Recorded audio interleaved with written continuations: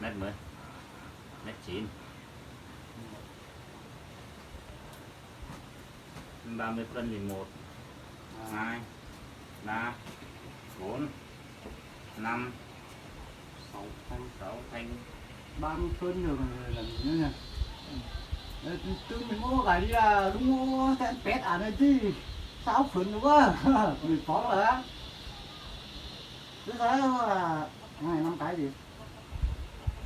6 cái. Cho 8 cái à? 8 cái này á, cho 8 con 20 phân. Cho 8 cái thế nhé. Cái này làm 25 giáp phân xương nhé. á. 25, 50, 50 là 100 là 4 thanh. Đây là 90. Còn 4 thanh kia là đấy là nó bảo tim nữa đấy. Đây là 24 phân.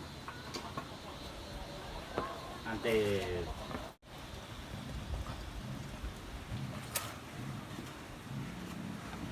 đổ sang ăn trong pha chứ tính lít om á.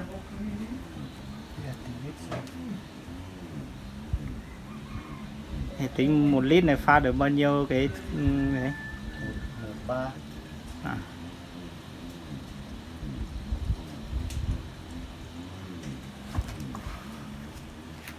Một đập 3.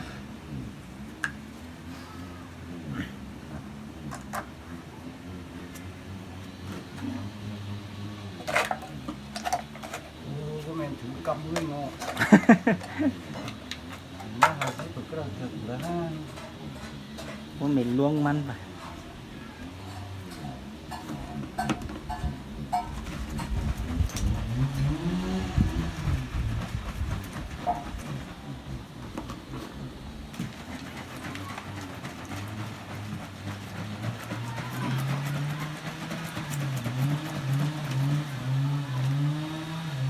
Cái này màu vàng.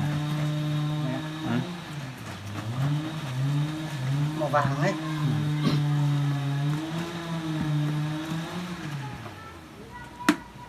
Nâng giá trị cho gỗ.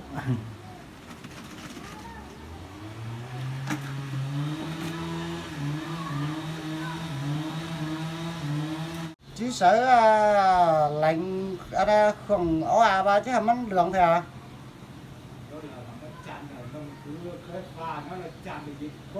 Xin quá.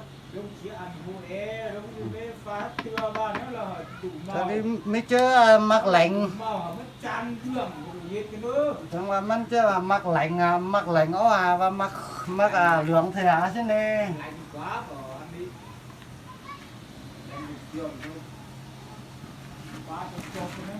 Cái này là màu đỏ à?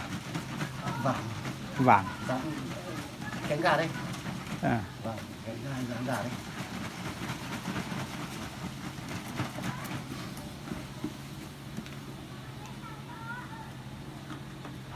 Chắc đây cái này màu vàng quá. Đúng rồi. Màu vàng. Đúng màu vàng.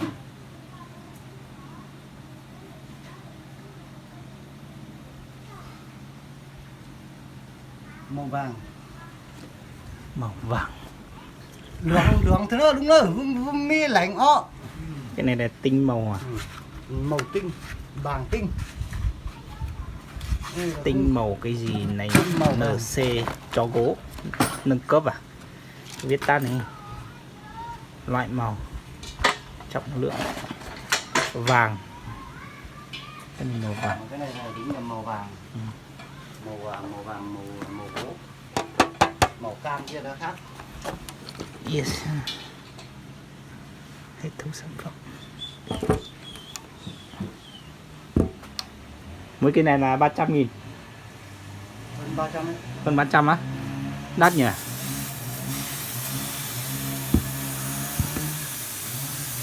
Cái nào cũng sắp hỏng rồi nhá. Sắp rồi đấy. Nó đủ tuổi rồi mà. Sắp đòi tiền rồi.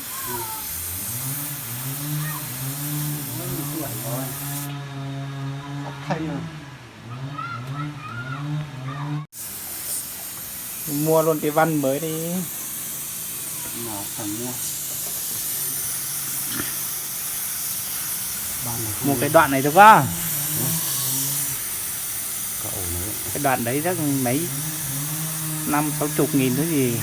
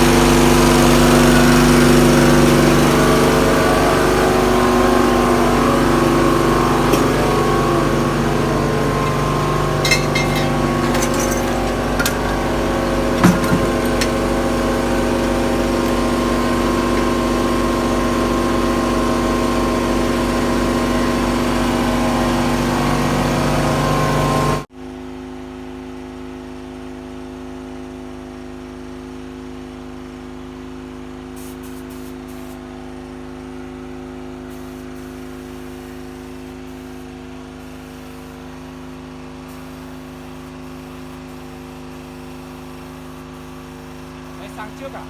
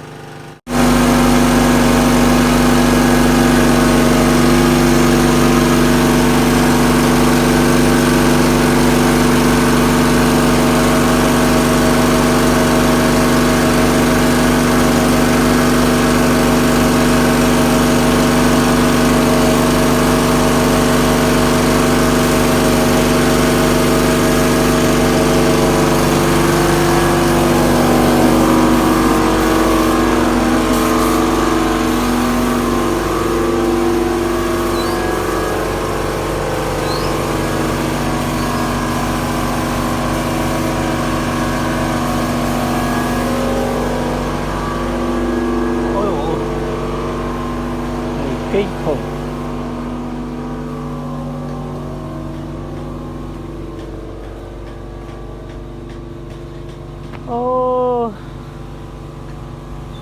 lo nè chả nó cú tua cú mò rồi theo tu nó lo mà lo chắc cú